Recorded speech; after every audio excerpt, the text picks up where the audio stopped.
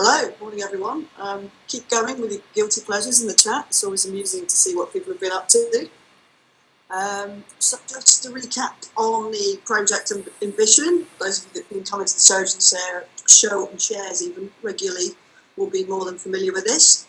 In particular, draw your attention to the bit at the bottom that says a service which is easily understood, fair, accessible and beneficial to our residents. When we were early on in the project, when we were talking to Jennifer Winter, Head of Service, about the vision for the project, these are a couple of quotes that that was her view on how we would go forward. In particular, the one on the left, everything that everybody does should be geared around preventing homelessness, has become key to everything that we're doing in the project. So this is the tube map of the service going forward. We've identified 3 different types of lines. You can see them in the different colours. So the orange line at the top there is geared towards people who don't need as much assistance from our staff and officers. So what we're hoping is that we'll be able to offer them some self-service tools, some reminders, and they will be able to do a lot of the work for themselves.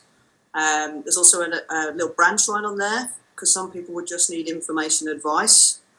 And then that, in theory, should free up staff's time to be able to deal with people that need a bit more help. So those we've got in the middle line, those will receive the kind of service that we do now with most people. So the idea of creating a shared plan and then using tools to check in and nudge them along. And then the bottom line is for people that we know or we've identified really need much more holistic help and support. And we were looking to bring in people from different areas of the council, third parties, creating a multidisciplinary plan with them. They're very much the emphasis being on collaborating and working together. So I hand you over to Scotty. Thank you, Claire, and good morning everybody. Thanks for joining. So you would have remembered at the last show and share we ran an activity around sort of what questions and what kind of knowledge do we have when we've kind of identified people as vulnerable. So thank you again for all your valuable input. So we've kind of fed all of this into kind of 2 prototypes that we will be going through today. And we just wanted to thank you again for your valuable contribution. So today we will be talking about understanding vulnerability. We'll be giving an update on the shared plan. And if you can stay, there will be another activity around sort of what questions can we ask our residents to kind of build a bigger picture of their kind of lives and their situation. So now I will be passing on to Emily. Fab, morning everyone. So we'll give you a bit of an update on the work we've been doing around understanding vulnerability. And increasingly we're thinking of this as how can we build a bigger picture of someone's situation when they contact any part of our service. And again, this is quite a key point on that tube map on the service vision. So at any approach, how can we pick up on those indicators of vulnerability that we see, but also identify what strengths and assets someone has. And that will help us determine how able they are to help themselves. The vision for understanding vulnerability is, I think you've heard before, we absolutely do not want to design a new assessment that takes away time. And instead we want to give you really simple tools that you can use to capture vulnerabilities and strengths or assets when you see them. We want to give you some tools to take the next step to prevent homelessness where possible. So some of those prompt actions or suggested next steps from last time, you might be able to share through the SMS tool or build a shared plan alongside someone if you identify they're vulnerable. And then all of this, we want to make sure it's visualized in single view, so that if that's the first place that you go when you're in contact with a resident, you can see what vulnerabilities and assets others have seen, and we can provide a really good, consistent service to residents. So what we're looking to learn at the moment, we're running some experiments which I'll talk you through. We want to learn, how do you feel about asking wider questions to build a picture of someone's situation? So if they're approaching about rent arrears, how would you feel asking them a bit more about their life and about their mental health or about their housing situation? And how do you feel about capturing assets alongside vulnerabilities? And then in taking the next step, how do you feel about taking an extra step if you identify someone as vulnerable?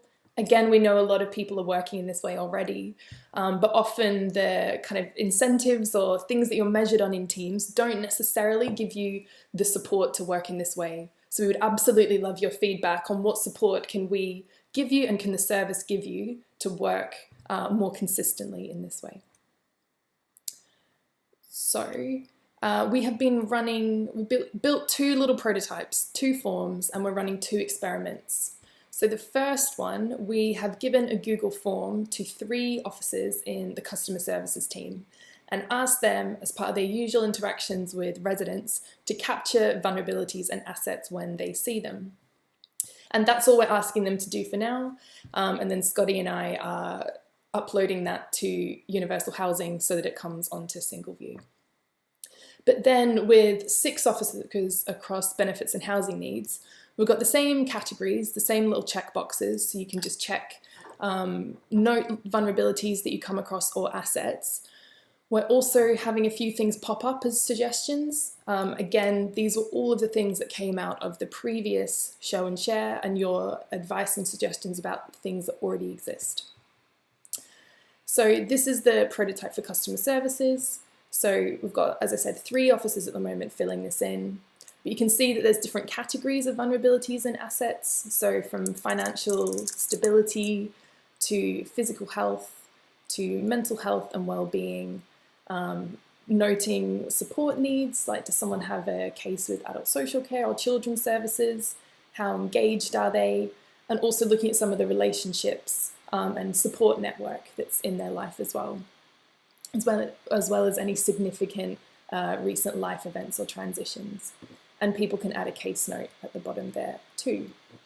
And we have that same content in this second prototype, which we are testing with 6 different officers across benefits and housing needs.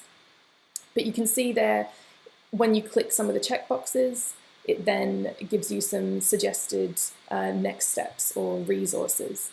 And we're going to continue to build on these over time and crowdsource all the great things that you're aware of across the service.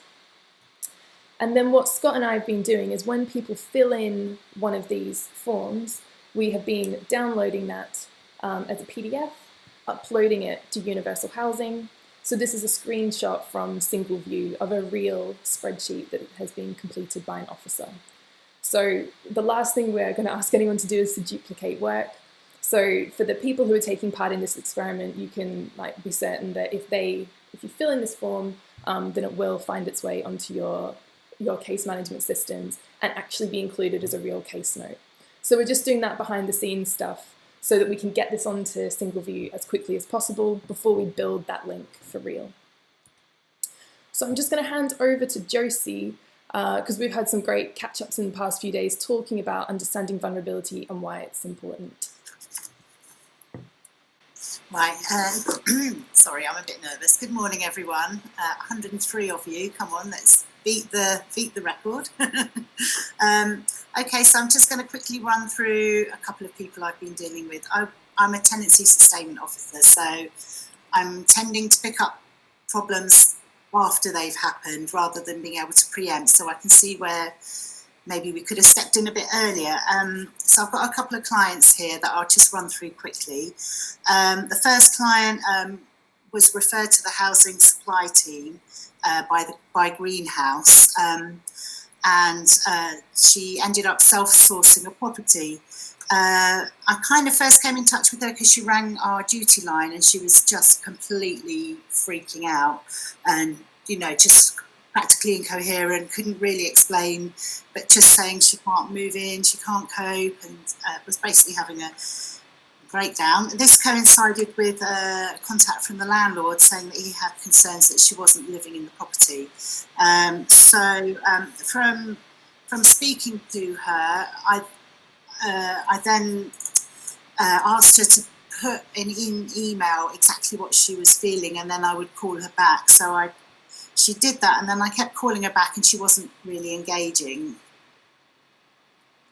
Genevieve will know that I kept trying to get back in touch with her, and then she finally rang me, and it was like a real hooray moment. So I then had a more in-depth conversation with her that I hadn't been able to have when I was on the duty line, and worked, we found out, talking to her and then doing a bit of work on Jigsaw, she's got severe OCD, multiple personality disorders, and has big problems engaging with people.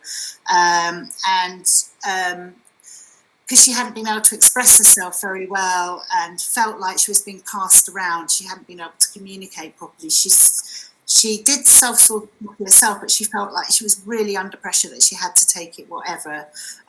Otherwise, so she was just in a big anxiety ball. So the greenhouse notes were really good, and they had tried to find her supported self-contained accommodation. And if that had kind of been flagged up to us, then when the housing supply team took it over, we might have approached it in a slightly different way. She was turned down for supported accommodation because her needs were too high. She had a record of multiple suicide attempts and self-harming. So kind of if we'd picked, I know this is a woman in big distress. She's 22 years old. So when I was speaking to her, she wanted to abandon the flat because she was just got herself in a right state about things. So basically, because I was then able to talk to her, I could make her understand if she did abandon it, she'd be intentionally homeless, and it could just cause a lot more problems. So I've been working with her for 7 months, and I've used my links and contacts to get her in touch with mental health services and other support networks. But also, I think a really important thing is that because I gained her trust, she could keep talking to me. So although she was linking with other services, I was her sort of bedrock to come back to. And she's just rung me sometimes when she's really anxious and distressed about things. And it's really helped her just to have someone to talk to.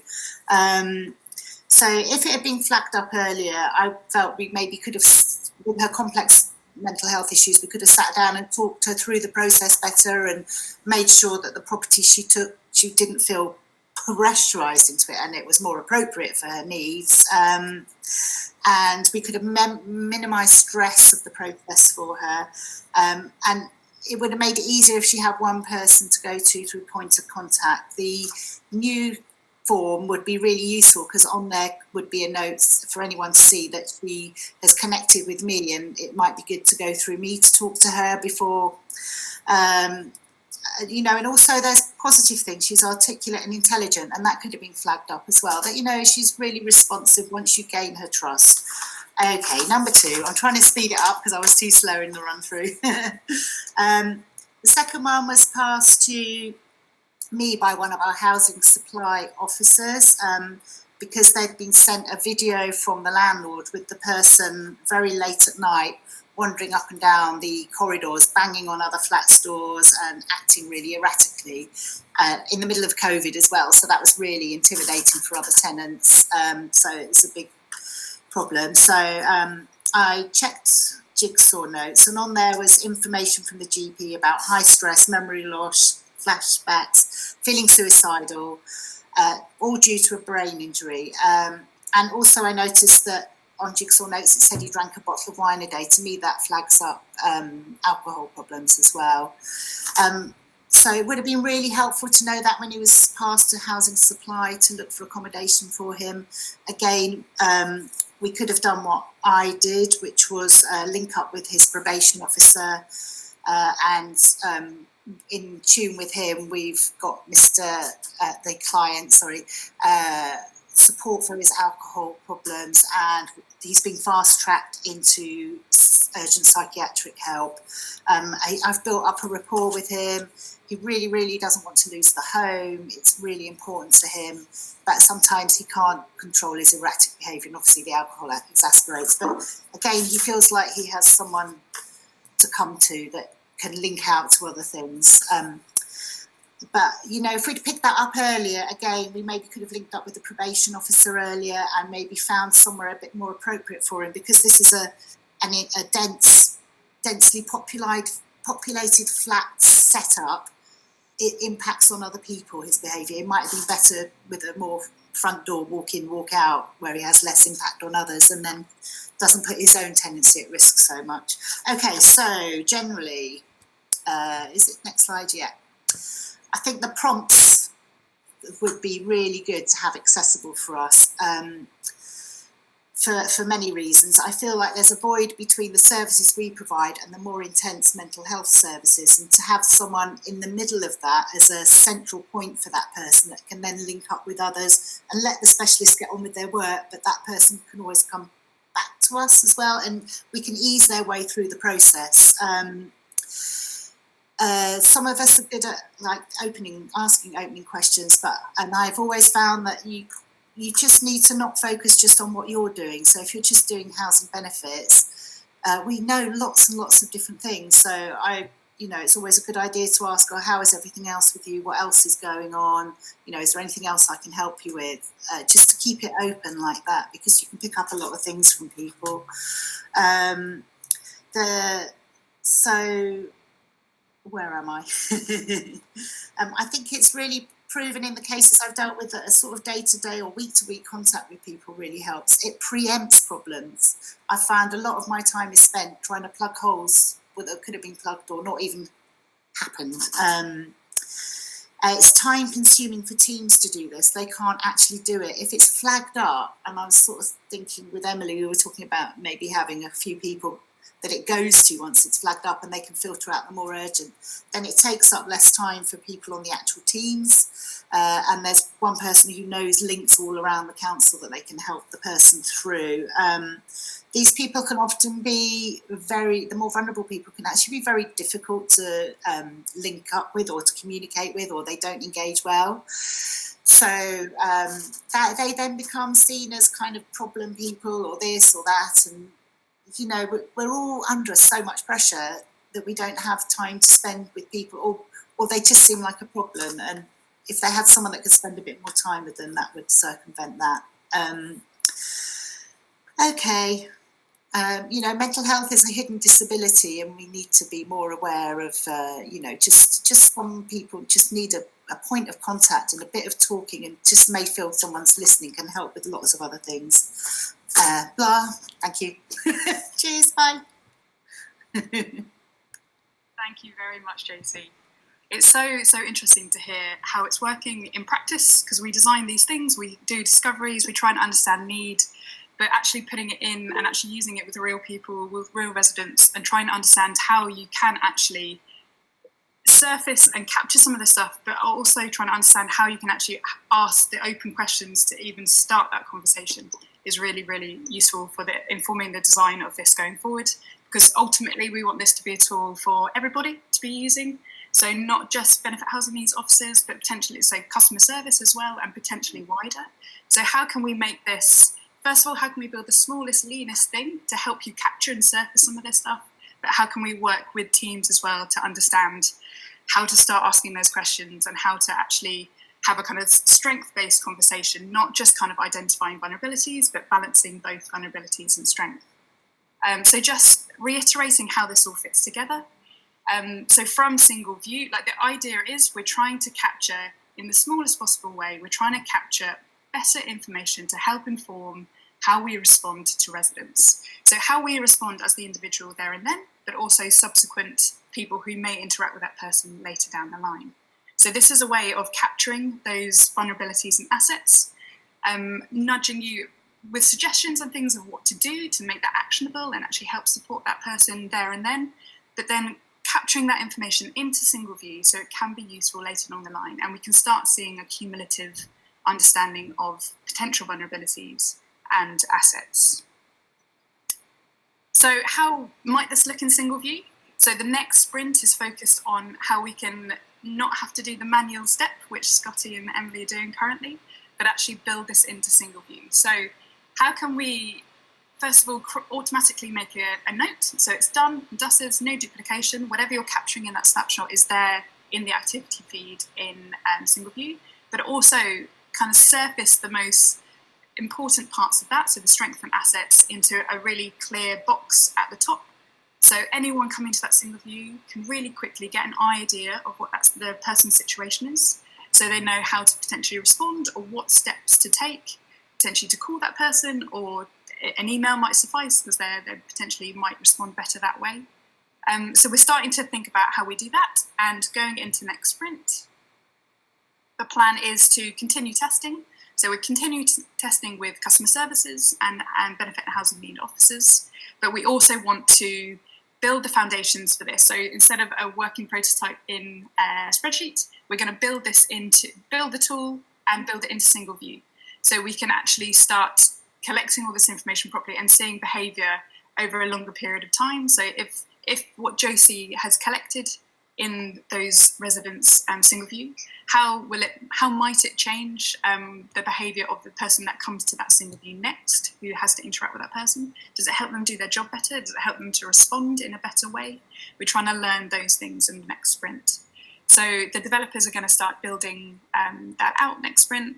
And we also want to continue to collect resources with a knowledge bank. So we've got a lot of stuff, as Scotty said, from last sprint, useful things that it can help people make that next step based on what their needs are.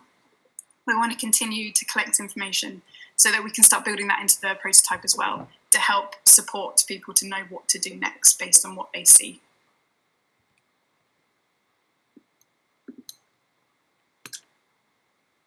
Good morning, everybody.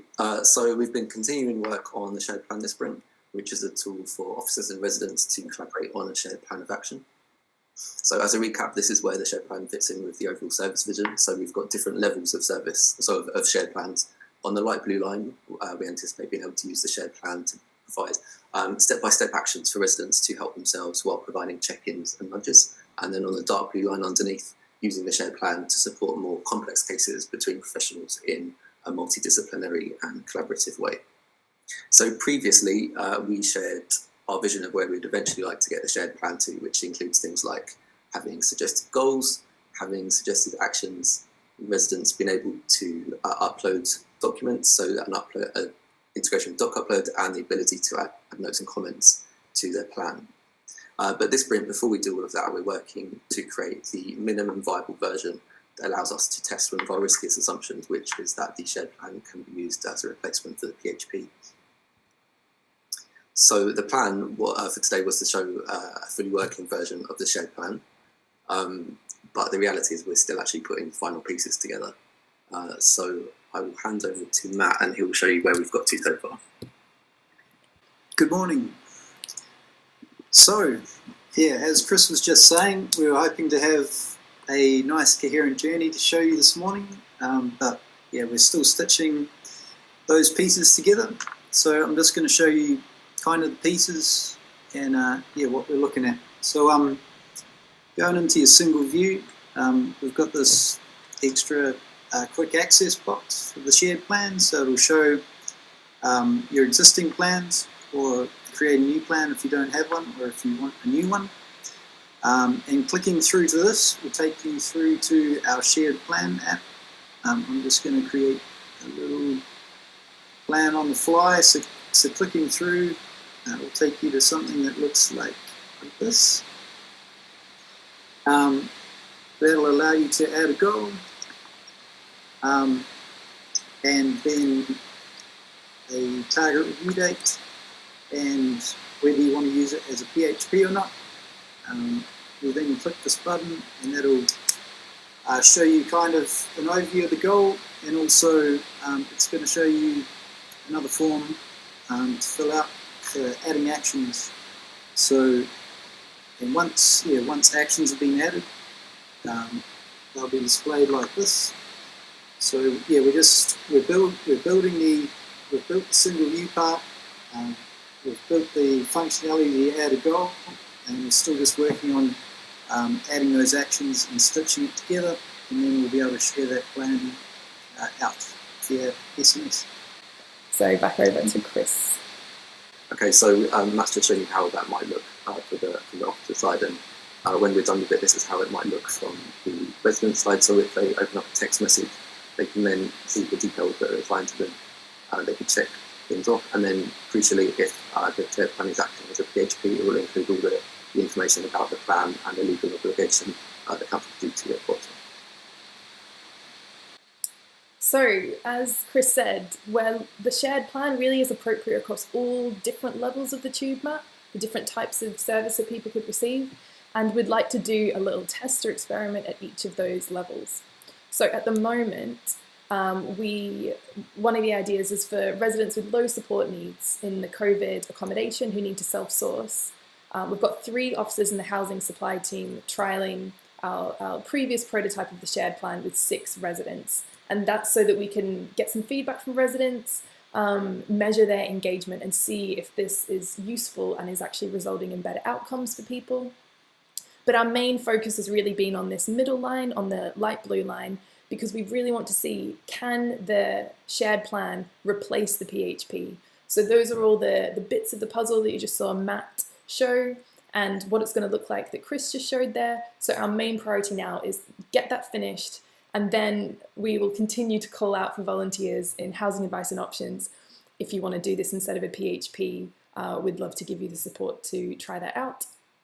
And then also on that bottom line, for people who have multiple and complex needs, again in COVID accommodation, we are working with Sabrina to see how we could test this with the residents in Central Park and allow multiple professionals who are working with that person to collaborate on a single plan of action. So just another plug for Battle of the Plans, and we would love if you are in housing advice and options and want to try out that new plan that Matt and Chris just showed you instead of a PHP. We will give you the support to do that and make sure that H-click and everything is ticked on Jigsaw that needs to be, but that you can work on this single shared plan and you're not duplicating work. So please give myself or Claire or anyone on the team here a shout if you would like to try that out, and we'll be starting that in the next couple of weeks. Cool. So quickly, just some final quick updates around the SMS tool. So as you all know, the SMS tool is just a way to have conversations with residents via SMS on your desktop.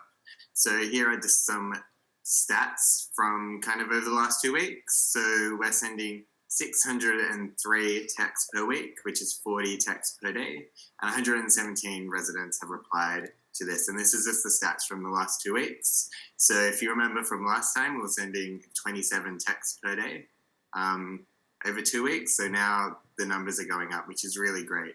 And just we've done a bit of synthesis around some of the conversations with the residents. So we're finding that majority of messages are kind of confirmation of accommodation, especially hotels at the moment, and as well as kind of appointment for bookings to find, to look at housing, or kind of before was to kind of meet in the Hackney Service Centre. We are finding that under the age of 40 are more likely to reply and start a conversation with the service officer. And quick communication seems to get a better response from residents. So that's when the officer is asking for an email address or a document, or if the resident has any questions related to timings of appointments or sort of actions that they need to take next.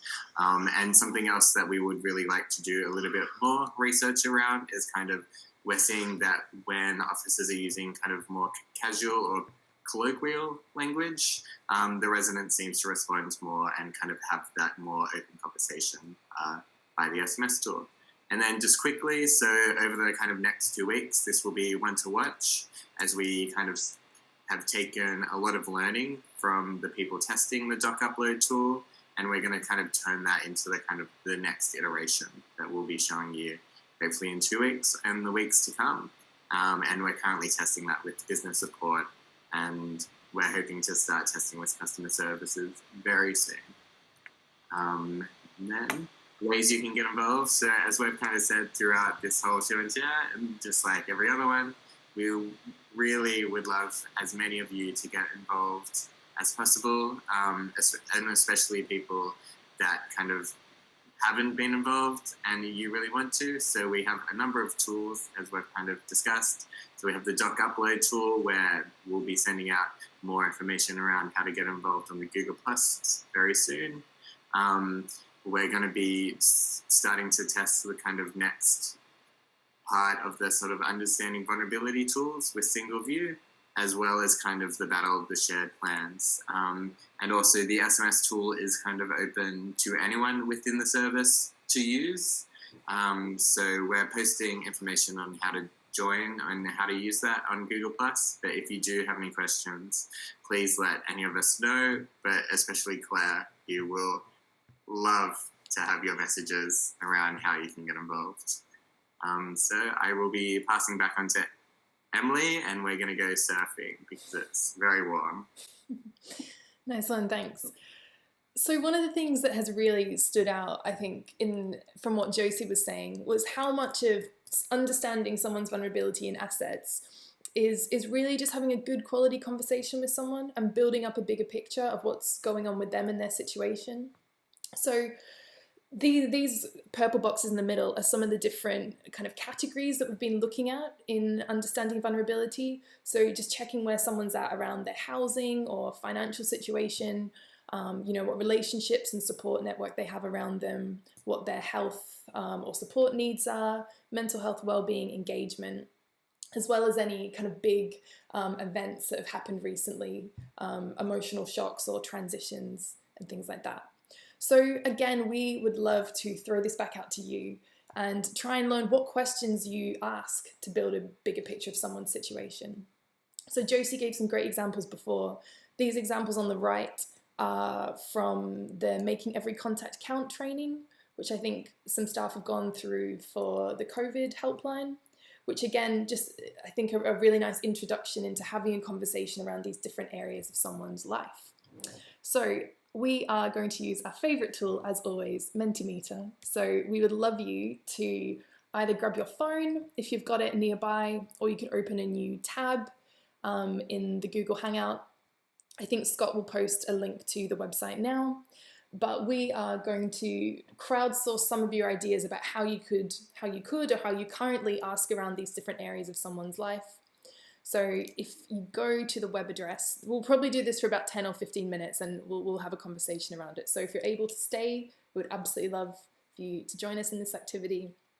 So if you can go to www.menti.com, so that's MENTI, and then the code is 629266. So 629266, yeah. We've already got people racing ahead, which is amazing. So the question that we're going to be asking, if you can see at the top, if you go back on this screen, the web address is there and the code, if you have any difficulties finding it. But what we would love to start with is a bit of a scenario. So you're calling a resident as they haven't paid their temporary accommodation rent and they sound a bit overwhelmed. So what do you ask to build a bigger picture?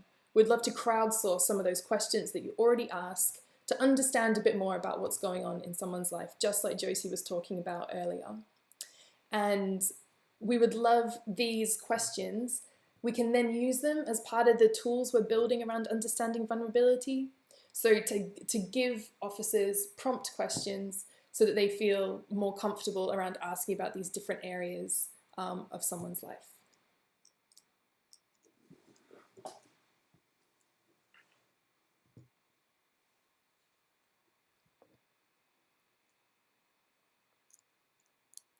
So again, if people aren't able to access the website, you can do it on your phone or on another tab. It's menti.com and the code is 629266. And so again, these questions, we'd love to hear how you ask about building a bigger picture of someone's life. What questions do you use? And then we'll be using these to build a bit of a bank of suggestions that anyone in benefits and housing needs or in customer services or other teams might be able to use as prompts or suggestions to feel confident asking about those different areas of someone's life. So I've got lots of questions coming through now.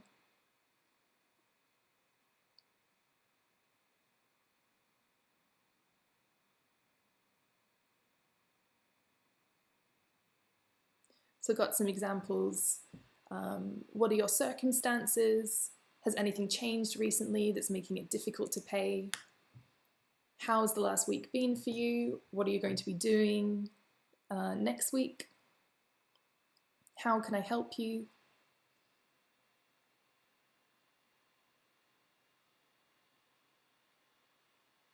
How are you feeling? Have you had anything happen lately that's caused a change in your life?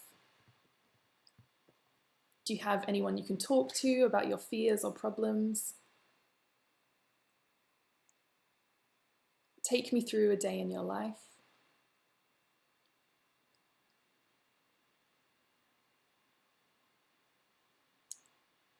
Why have you been unable to pay your rent? Has anything changed regarding your finances? Loads of suggestions here.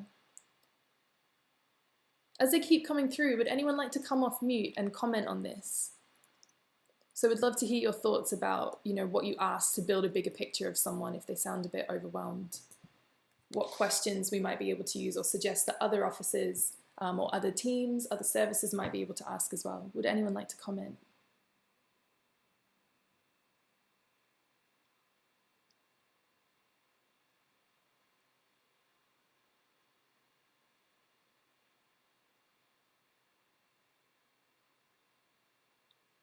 We've got some more, brilliant ideas coming through. You sound overwhelmed right now. Tell me what is going on for you right now. I'm here to help you. Do you need some support whilst you're in TA? Please tell me any issues or struggles you're facing to see if there's any help I can offer.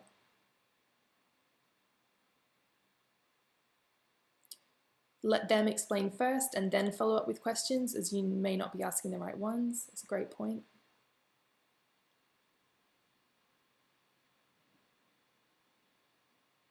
So we've got 39 responses. Would anyone like to comment on something that they've put in themselves, or anything else they've seen anyone else put in? Around any understanding vulnerability and asking wider questions so far?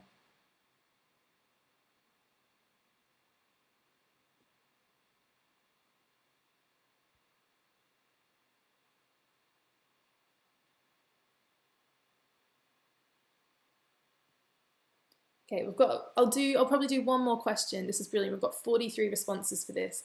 And as I say, this is all really useful and will allow us to start building a bank of prompt questions. So if anyone wants some inspiration or ideas or support in how to inquire about different areas of someone's life, we're kind of building that up with all of your suggestions here. So thank you so much for all of your input on that question. We'll do one more question. So the next slide. What prompt questions do you ask to learn more about someone's support network? So we're asking this because from what we've learned so far in understanding vulnerability, understanding what support someone currently has around them might give you a bit of an indication of what pathway they should go on. Can they go on the orange line? Would they be able to self-source? Could they actually go on the light blue line if they have enough support around them? So are there ways that you ask to learn a bit more about someone's support network and who they've got around them in their life right now?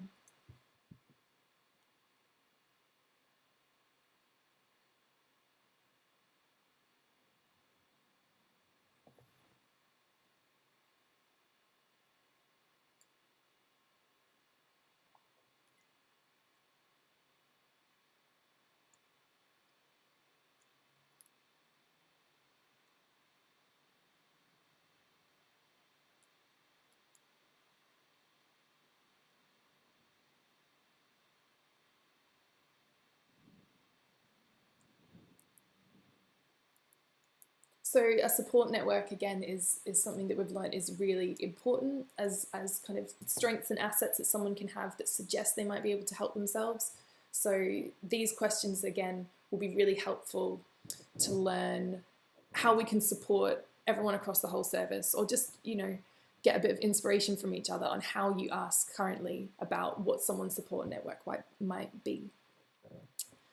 So some of the answers that are coming through: who do you talk to when things aren't going so well? Are you linked in with any support services? Do you have anyone you can confide in? Do you have any family or friends who can help or support you? Has there ever been a role model you've had? Why? How can we use that connection with your role model to help you right now? Would anyone like to comment on asking around support networks, either their answer that they've put in here or something that's popped up from someone else?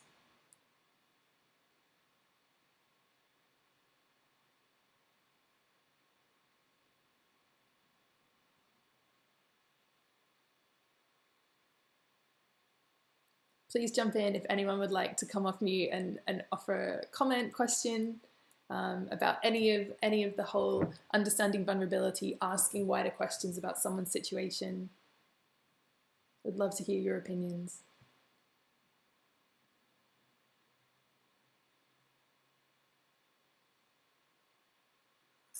Hi, it's Josie here. Hey, Josie.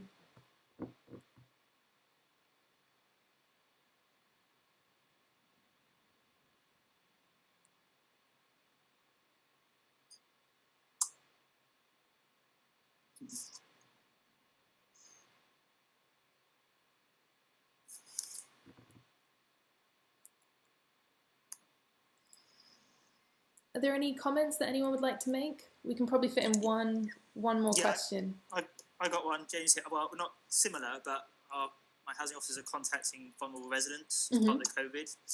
And one of the things that's come out of it, which is fascinating, which I think we should use more, is that a lot of our so-called vulnerable residents are being supported informally through their networks. A huge proportion. They normally live by themselves, but the community are really rallying round and have been, and maybe that's something we should try and unpick with people that might have an informal network of some sort. Find out who that person is. Nice, thanks, James. How are you finding out about those support networks?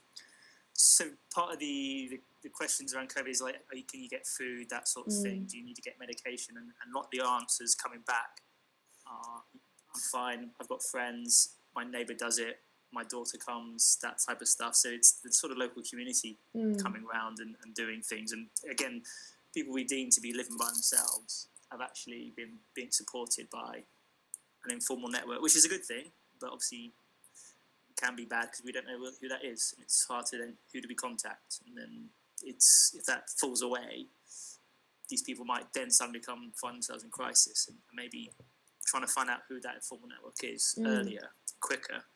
We have someone else to talk to, and someone else who can support that person. Fab, thank you. So loads of answers coming through here. We've got 41 now.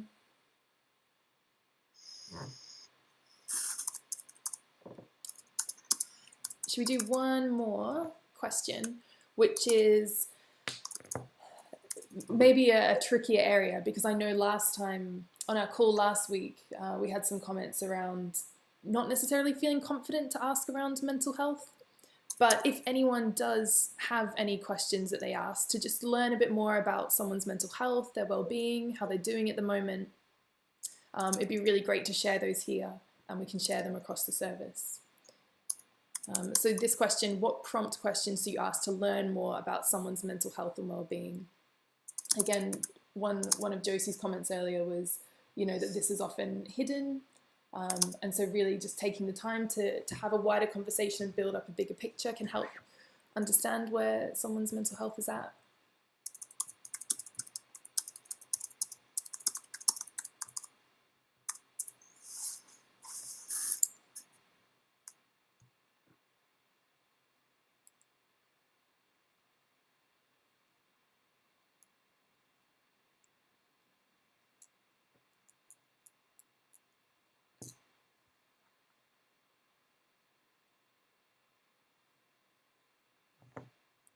So some of the things that are coming through: what have you been doing this week? Have you been out anywhere? How can I help you, and what can we do for you? What do you feel like you can't do right now? What do you want to do? How have you been coping lately? So if you have any suggestions about ways you might inquire about someone's mental health and well-being, You know, they might not be approaching about that. They might be approaching about something related to, you know, their housing needs or their benefits. But are there any ways in which you ask questions just to get a bit of a wider picture of what's going on for their mental health and well-being? Because we know that this has been one of the main kind of flags that's been prioritised through the work we've done so far on understanding vulnerability from across the service, that really understanding someone's mental health, whether that's a formal diagnosis, but also not necessarily a diagnosed mental health problem. So kind of mental health and well-being in general can be really important. Would anyone like to comment on this?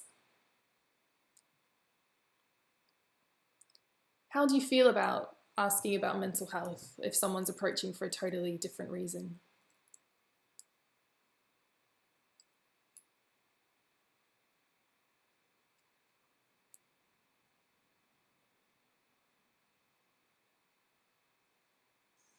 I always get quite worried about it.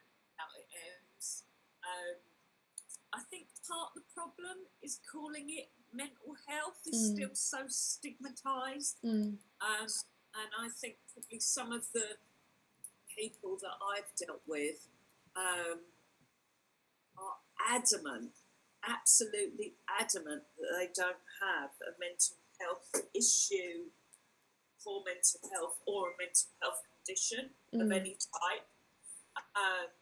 Yet they are clearly and obviously unwell in some way because their behaviour is not normal by society standards. So sometimes I think it's to do with the phrasing.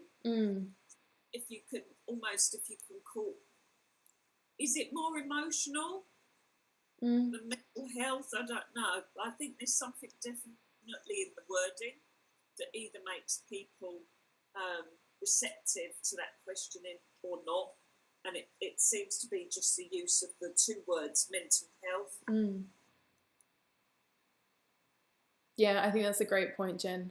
Yeah, absolutely. And I think, yeah, it's having much fewer responses on this question as well. I wonder if it just also feels, a whole different area of expertise rather than inquiring around someone's emotional health or well-being in a broader sense. Would anyone else like to comment on that? Any thoughts or questions on maybe using emotional health versus mental health? Hi, it's Tim here. Is it all right if I make a comment? Please do. Hi, so I've been working with the COVID support line, and we've been very much taking on the notions of finding sort of unannounced and uncommunicated support needs for customers. And one of the things which I think the barriers for our staff would have had is definitely a confidence issue. Entering into a discussion and not knowing exactly where you're going to be at the end of it or what route you need to take is definitely impacts people. So having a really thorough kind of categorized customer type and knowing what route and how to refer or to signpost customers and understanding the difference in our relationships with stakeholders and third parties is so important that is so clear for our people that are engaging at this point. And also just allowing people freedom of time, because in customer services, obviously, in the past, we've had lots of time constraints or imposed or apparent time constraints on conversations with people. So having freedom to give yourself enough time to have these conversations and not rushing them is absolutely, absolutely important. I just want to pick up on what Tim said there. I think that's what he said is really important. It's the time constraints for people. So maybe it's considering it that there's a pickup, and then like if you're on customer service, if you pick up something, then you sort of say to the person that, you know, obviously there are other things that we might be able to help you with. Can I pass you on to someone who might be able to pick up and work with you on that? Because if you're on the front line, you don't have time to go in depth with things. That point Jennifer made around the framing is really important, because there's also a lot of wellbeing services I think are often undersubscribed that people don't necessarily make use of just because the framing is around mental illness, and it pushes the conversation more into that kind of clinical support space rather than some of the other options that might help people.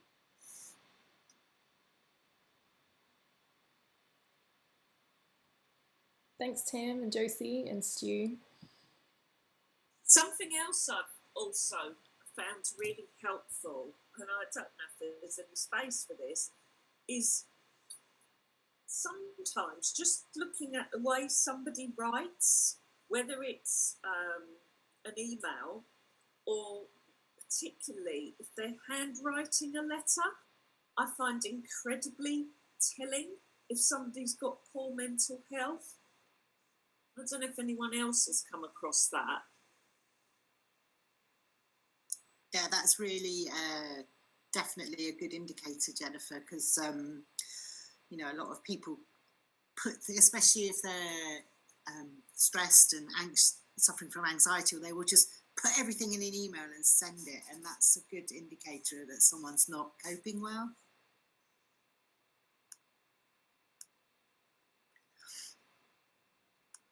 And the other thing I wanted to say was about something we have to acknowledge is I think we're winning in Hackney, but there is an inherited lack of trust in councils and official bodies, and part of that is because people in these sort of situations tend to be passed around from one department to another, and they're on the caller line, and caller lines have got limited time, and if they have a particular person they can link up with, then that goes a long way to building their trust in the council, that they are being listened to and not just passed on, if that makes sense. Thanks, Josie. And I think a lot of this as well is us making sure that we have those resources that are available, you know, whether it's those organisations you can point people to, or people within the service who have particular knowledge around these areas and know what support is available. So it's not necessarily having all of the answers, but just knowing what that additional step you might be able to take is and where you can point that person to. So with all the resources from last week's activity and all of this is great in helping us start to build out some prompt questions and support to ask around different areas of people's lives, share good practice that's happening across the service, and crowdsource what that next step you could take is. So thank you so much for so many people staying on the line for a full hour. It's been great to have so much of your input this week. And again, we will be taking all of this and putting it into our next prototypes. There's loads of opportunities to get involved. We are always looking for volunteers to try out, the shared plan, understanding vulnerability, doc upload. So please give Claire or any of us a shout if you'd like to get involved in that stuff. We can absolutely hang around on the line if people want to have a chat about anything that we've said today. But other than that, just a massive thank you for coming along, for all of your contributions in the activity today. And we look forward to seeing you all in a couple of weeks as well at our next show and share. So thank you so much for joining.